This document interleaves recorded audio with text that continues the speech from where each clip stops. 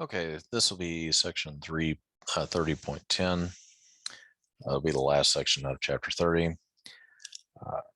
Basically, the summary here is pretty much going to be everything that we're going to need to look at. The universe has been expanding pretty much since the Big Bang about 14 billion years ago. As expressed in Hubble's law, the more distant the galaxy, the greater its speed of recession. So the energy content of the universe falls into three categories. You've got regular luminous matter, in other words, the stuff that we have laws for, that we've studied, that kind of thing. You've got dark matter and then dark energy. So only a few percent of the universe is regular matter made of protons and neutrons.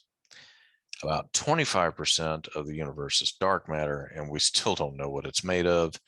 More recently, there's evidence that about 75% of the energy in the universe is dark energy, and we don't know how this energy comes about, but we know it is a mass. So taken together, the total energy appears to exceed the critical density. If so, the universe will indeed expand forever.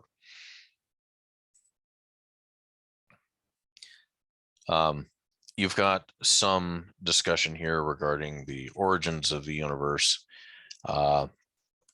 The universe is not considered to be static. The motions of distant galaxies relative to Earth can be measured by observing the shift in the wavelength of the spectra due to the Doppler effect.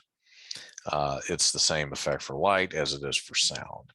So the shifts are called redshifts because they're always towards longer wavelengths, showing that distant galaxies appear to be running away from us.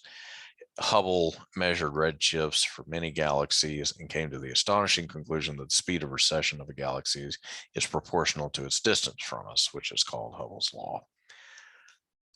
Other aspects of Hubble's observations is that distant galaxies appear to be receding in all directions. So no particular reason to think that our galaxy is at the center of the universe, although some people like to consider themselves to be the center of the universe. We're not. If we were moving along with some other galaxy, everything else would still be receding from us. So it looks like the universe looks the same for all locations, and we believe that all the laws of physics are the same everywhere. An appealing hypothesis suggested by Hubble's law is that at some point in the past, all the matter in the universe was concentrated in a very small space and was blown apart. This is called the Big Bang, giving all observable matter more or less the velocities that we're seeing today. By correlating distances with speed of recession, astronomers have established that the Big Bang occurs about 14 billion years ago. Calculation ignores any slowing down due to gravitational attraction. Whether or not this omission is justified depends on the average density of matter. So we have a concept here regarding critical density. We've mentioned that the laws of gravitation are not consistent with a static universe, but what is the role in the expanding universe? Gravitational attractions should slow the initial expansion, but by how much? If the attractions are strong enough, the universe should expand more and more slowly and eventually stop and then begin to contract into a big crunch. But if they're much weaker, then they'll expand only a little, and then the universe continues.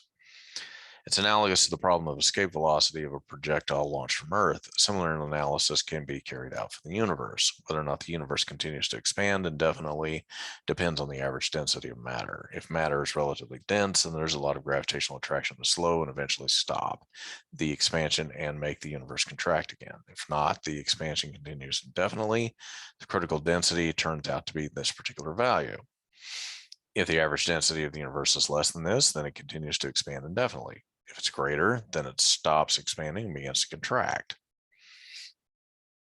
It's a very small number considered by terrestrial standards.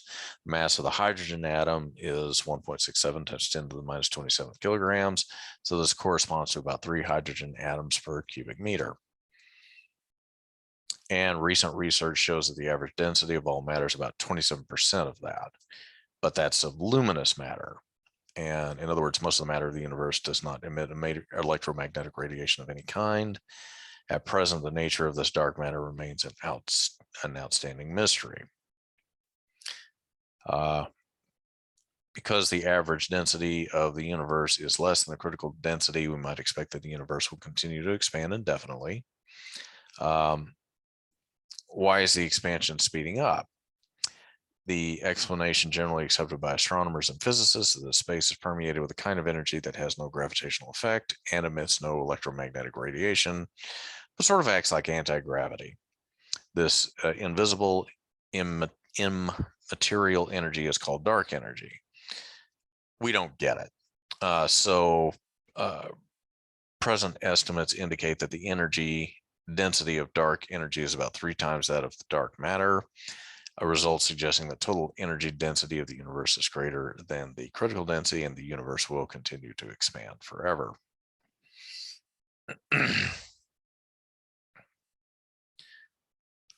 So the evolution of the universe has been characterized by continuous growth with a scale factor R, which you can think of very roughly as characterizing the size of the universe. In 30.9, we mentioned the unification of the electromagnetic and the weak interactions at energies of several hundred GeV, constituting the electroweak interaction. Most theorists believe that the strong and electroweak interactions become unified at energies of 10 to the 14th GeV, and that all energies on the order of 10 to the 19th, all 4 of the fundamental forces become unified. Average particle energies were in the latter range at a time of the order of 10 to the minus 43 seconds.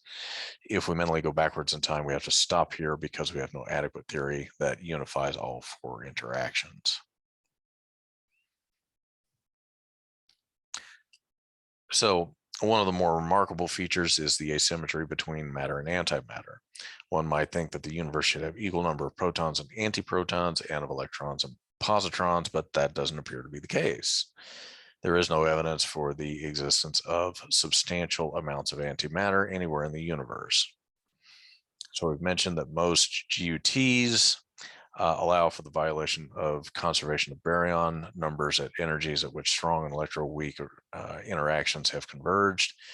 If particle-antiparticle symmetry is also violated, we have mechanisms for making more quarks than antiquarks, and eventually more nucleons than antinucleons. Any symmetry in this way during the GUT era might be wiped out by the electroweak interaction after the end of the GUT era. The problem with matter-antimatter asymmetry is still very much an open one. And basically, we don't know what happened during the first 10 to the minus 43 seconds after the Big Bang because we have no quantum theory of gravity.